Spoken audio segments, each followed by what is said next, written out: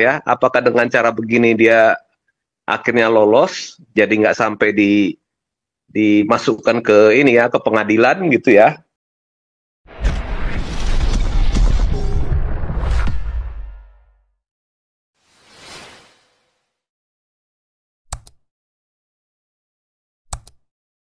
Monggo lanjut yang lainnya, Pak. Toba, silakan Opung Toba. Habis itu Bu Linda ya. Iya, shalom Pak Dokter semuanya. Shalom juga Shalom. Bang Metatron. Metatron, pulang. Iya, iya. Oke, jadi kalau kelihatannya sih memang itulah anehnya di Indonesia Konoha ini ya. Kalau misalkan orang mau jadi YouTuber atau misalkan influencer supaya dia populer, mungkin ya menempuh jalan yang dilakukan seperti Dr. Richard ini atau CDC gitu ya, Deddy Corbuzier gitu ya. Nah itu yang pertama. Yang kedua, ada kemungkinan saya tadi buka-buka YouTube, kasus itu apa itu yang sampai ke DPR itu skincare itu. Jadi mungkin ini salah satu mekanisme pertahanan diri agar lolos dari jeratan hukum. Nah, jadi apa memang begitu? Nah, ini nanti kita lihat lah ya, apakah dengan cara begini dia akhirnya lolos, jadi nggak sampai dimasukkan ke ini ya, ke pengadilan gitu ya. Nah, ada macam-macam kemungkinan. Cuman yang saya heran juga dari pihak sana, yang siapa itu yang pakai sorban itu, kalau si Derry, nah misalnya, kalau dia memualafkan orang seperti itu ya, ya mungkin ada kesan untuk ya mungkin popularitasnya dia naik atau misalkan seolah-olah apa namanya orang mereka makin banyak di Konoha ini, terus kemudian juga tapi kalau yang saya lihat tetangga saya kiri kanan bahkan banyak yang murtad gitu yang saya lihat. Kalau nggak murtad jadi ateis, meninggalkan doktrinnya itu karena menurut mereka nggak masuk akal gitu ya. Nah jadi dari sini beberapa tahun yang lalu, 2018 saya masuk channelnya Zoom-nya Pak Paul ini, itu juga secara nggak sengaja, saya tiba-tiba dapat rekaman suara dikirimin teman, dia ini murtadin dari Aceh gitu ya. Nah ternyata itu suara si ini, almarhum itu, Yudi Mulyana. Nah kemudian juga yang lagi berantem sama seseorang, nah terakhir baru saya tahu itu si Hani Christian ya. Nah itu saya dapat dari ini orang murtadin orang Aceh ini kan. Nah terus saya nggak tahu itu siapa dari mana rekamannya. Ternyata saya baru tahu itu. Saya waktu itu belum kenal Pak Paul gitu. Ternyata Pak Paul ternyata yang rekam itu atau yang mendapatkan rekaman itu. Nah kemudian dari situ mulailah saya masuk ke Zoom-nya Pak Paul ini. Nah itu ceritanya dari situ. Jadi bisnis mualaf murtadin ini kelihatannya salah satu ya cara orang untuk bertahan hidup atau mencari uang ya di Konoha ini.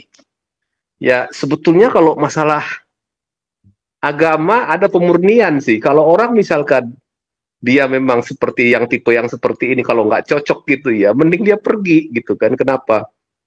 Ya percuma juga kan. Artinya ya kekristenan itu nggak ada yang suam-suam kuku.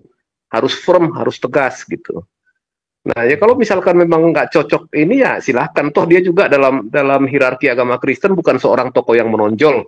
Dia bukan hamba Tuhan, bukan pendeta, dan bukan siapapun gitu. Nah ada informasi yang terakhir yang saya dengar, mungkin Pak Paul bisa cek ya. Yang pernah debat sama Pak Paul itu, yang katanya pendeta mualaf itu, ternyata gerejanya masih ada Pak, dan yang menjalankannya istrinya gitu. Nah bagaimana itu coba? Seorang katanya dulu pendeta, terus jadi mualaf, terus gerejanya masih jalan, yang jalankan istrinya gitu. Saya nggak usah sebut nama lah, teman-teman pasti bisa duga ini ya. Itu aja kira-kira, Pak Dokter. Silahkan lanjut. Ya, terima kasih Pak. Tadi Bu Linda mau nambahkan apa nih?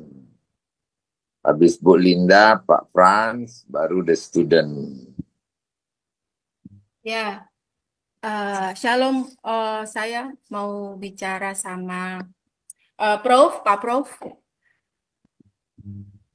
Masih ada Pak Profnya ya? Salam, salam Kak. Salam Ibu. Ya, Shalom Pak Prof. Luar biasa. Eh, Tuhan berkati ya pelayanan Pak Prof sampai hari ini. Dan puji Tuhan memang sudah sampai bersama dengan Nabi 26. Ya, luar biasa sekali. Saya masih ingat waktu yang tadi disampaikan sama Pak Prof bahwa 1 tahun yang lalu, kalau nggak salah ya, itu saya juga pernah nonton Pak Prof itu ada masuk di eh, suatu acaranya Dr. Lee bersama Donitan ya, kalau nggak salah ya. Itu membahas mengenai Yesus dan Isa dan kemudian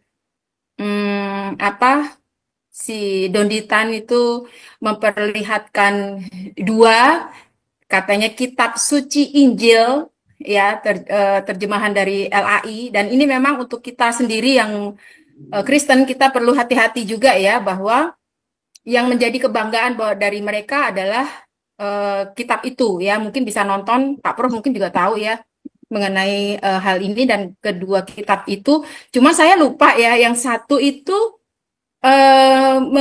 ada disebut kitab Selaber. suci Injil itu Selaber. yang tahun 128 bukan ya? Yang ada apa? Karena saya nggak pernah baca kitab itu. Yang katanya terjemahan LAI. Kemudian ada penjelasan depannya itu ada tertulis kitab Markus. Terus ada persamaan antara Yesus dengan Isa yang kemudian di situ tertulis juga mengenai Isa. Nah, yang satu lagi saya nggak tahu. Nah, ini minta penjelasan Pak Prof. Kemudian yang saya tanyakan pertanyaan kedua, setelah acara itu, apakah ada pembicaraan mungkin secara personal antara Pak Prof dengan Donitan? Karena saya tidak terlalu peduli dengan apa yang terjadi dengan Richard Lee, karena kita tahu ya kualitinya beda ya, kualitas untuk orang yang masuk Kristen dengan masuk ke agama itu tuh kualitasnya beda sekali ya.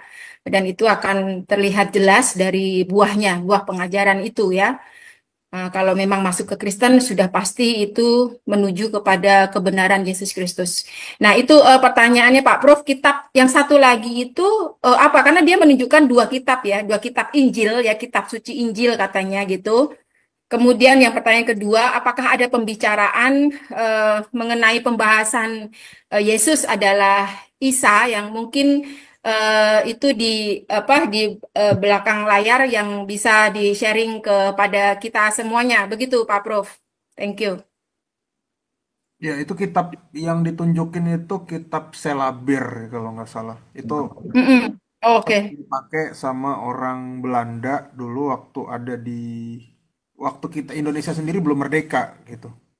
Dan terjemahan di situ digunakan kata Isa karena memang dulu penerjemah-penerjemah itu bingung kan tokoh Yesus sama Isa ini sama atau enggak karena diterjemahkan ke dalam bahasa Melayu memang menggunakan nama Isa. Makanya justru saya ke sana itu untuk membuktikan Isa bukan Yesus. Seperti tuduhan orang-orang Islam dan orang-orang Kristen yang mengira Isa itu adalah Yesus. Nah, kesimpulan dialog waktu itu saya bilang ini bukan hanya Isa bukan Yesus, tetapi ini adalah ada yang asli, ada yang palsu, gitu. Karena kalau yang asli pasti jelas lahirnya di mana, sukunya apa, dia hidup tahun berapa, muridnya siapa, saksi matanya siapa, catatannya ada.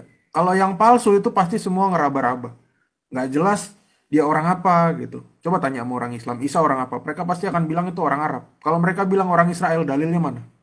Al-Quran sampai dibolak-balik itu nggak ada. Isa dari suku apa? Mereka nggak tahu tuh suku apa. Karena di Al-Quran mereka, Maryam saudara perempuannya Harun.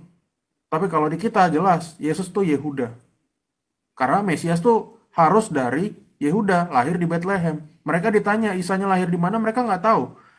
Donitan berasumsi Isa lahir di Yeriko.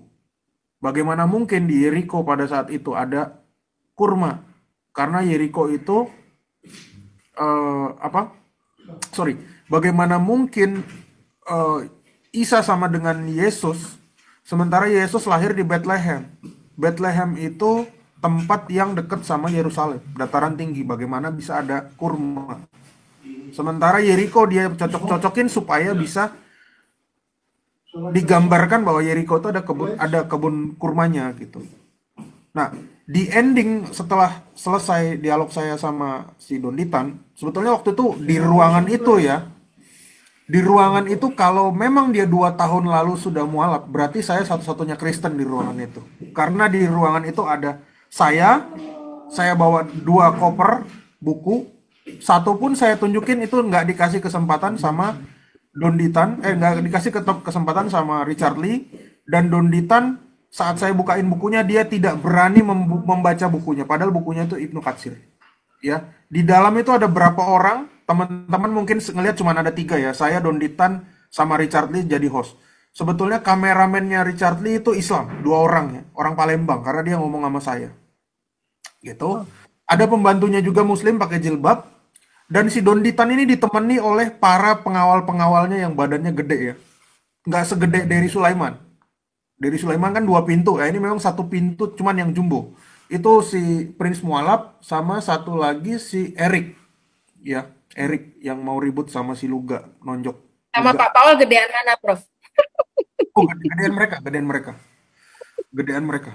Gitu. Jadi saya ngobrol ke arah ke sana, ini kameramen Islam, terus 2 orang ini di sini di kiri.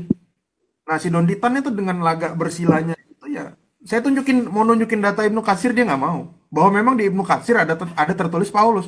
Saya bilang, kalau Anda mau menyamakan Isa dan Yesus adalah sama, berarti kemungkinan Paulus yang di Ibnu Katsir dengan Paulus Rasul kami ini adalah tokoh yang sama. Artinya kalian juga menganggap Paulus adalah Rasul kalian. Nah, dia nggak berani. Tapi kesimpulannya yang digadang-gadang apa? Isa sama Yesus itu sama kan? Ya, resikonya kalau dia mau menyamakan, rasulnya mesti sama dong. Karena Isa punya murid namanya Paulus, di dalam catatan Ibnu Katsir, di dalam catatan Jalalain, dan Yesus juga punya murid yang namanya juga Rasul Paulus, di Kisah Para Rasul, gitu. Itu sih.